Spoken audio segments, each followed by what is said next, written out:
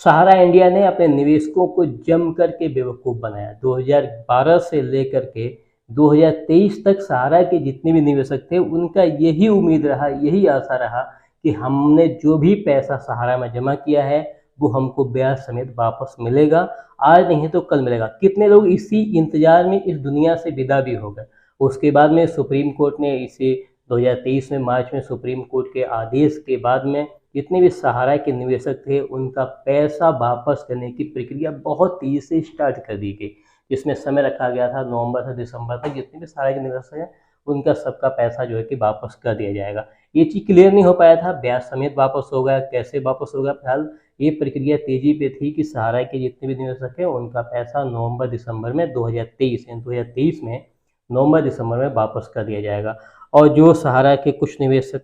जो थे जिनकी मृत्यु हो चुकी थी तो उनके जो नॉमिनी थे वो इस प्रक्रिया में बहुत तेज़ी से आए कि जो भी हमारा पैसा जमा है वो पैसा हमें मिलेगा। तो इस आंकड़े को भी अगर आप देखेंगे तो इस पैसे की वापसी का जो प्रक्रिया स्टार्ट हुआ इसमें भी खास सहारा के निवेशकों ने अपना रुचि जो है कि नहीं रखा। इसलिए नहीं रखा है कि जो सहारा के निवेशक है वो 10 करोड़ से लेकर 13 करोड़ के बीच बीच में है। लेकिन अगर आप देखेंगे CRCS का जो पोर्टल लॉन्च हुआ है तो उस पर जो सहारा के निवेशक 10 करोड़ से लेकर 13 करोड़ के बीच बीच में थे उसमें सिर्फ और सिर्फ 18 से 19 लाख निवेशकों ने ही जो था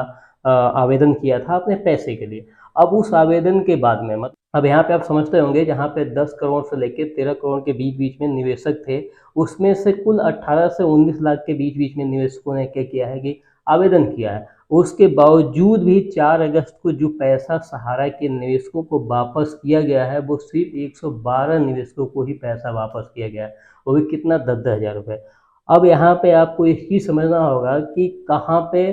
10 से 13 करोड़ के बीच बीच में जो थे निवेशक थे उसमें से 18 से 19 लाख निवेशकों ने ही आवेदन किया CRCS के पोर्टल पे और उनमें से भी कुल 112 निवेशकों का ही पैसा वो भी कितना 10-10 हज़ार रुपये। अब आप समझते होंगे कि 10-10 हज़ार के हिसाब से अगर आप देखेंगे और किसी का 10-10 लाख रुपए अगर जमा है तो उसका तो मुझे लग रहा है कि वो व्यक्ति इस दुनिया से चले जाएंगे, उनकी एक आध पीढ़ियाँ और भी दुनिया से जो है कि चली जाएगी, उसके बाद शायद पैसा मिले तो मिल सकता है। लेकिन जो प्रक्रिया इसमें चल रही है जिस हिसाब से सरकार जो है कि निवेशकों का पैसा वापस कर रही है उस हिसाब से मुझे नहीं लगता है कि इस जन्म में किसी व्यक्ति को पैसा मिलेगा। अब देखा जाए ये आखिर मुद्दा कहाँ पे रुक रहा है तो आप समझते होंगे ये मुद्दा एक चुनावी मुद्दा है। हर चुनाव में कोई ना कोई मुद्दा जो है कि सरकार को चाहिए और सरकार के पास में कुछ मुद्दे हैं जिसमें से एक आपका सहारा का भी मुद्दा जो है, इस मुद्दे को बहुत अच्छी तरह से सरकार उछालेगी और इसी मुद्दे के कारण जितने भी सहारा के निवेशक हैं वो सब एकदम टूट पड़ेंगे वोट देने के लिए, एकदम मतलब जो है कि टूट पड़ेंगे। ये सिर्फ एक चुनावी मुद्दा है और इसमें जो है कि लोगों को सिर्फ एक तरह से बेवकूफ़ सरकार के द्वारा बनाया जा रहा है। तो आप देखेंगे सहारा के जितने भी निवेशक थे, मैंने आपको बताया कि 10 से 13 करोड़ के बीच बीच में सहारा के निवेशक थे, जिसमें से सरकार ने इसमें से जब CRCS का पोर्टल लॉन्च किया गया तो उसमें से कुल 18 से 19 लाख निवेशकों ने आवेदन किया था और उसमें से भी जो था 112 लोगों को 10-10 हज़ार रुपये सरकार ने जो है कि दिया है। इस हिसाब से अगर आप देखें तो ये सहारा का जो पैसा है इस जन्म में तो कोई मिलने वाला नहीं है। तो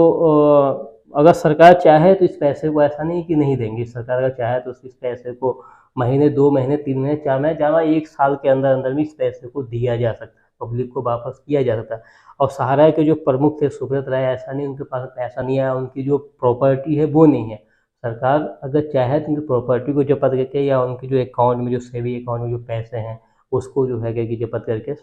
पैसे वापस जो सरकार कर सकती है। तो उम्मीद करता हूँ जानकारी वीडियो को काफ़ी अच्छी लगी, जानकारी अच्छी लगी हो तो वीडियो को लाइक कीजिए, चैनल को सब्सक्राइब कीजिए। मिलेंगे नेक्स्ट वीडियो में किसी बेहतरीन टॉपिक है। जय हिंद, जय भारत।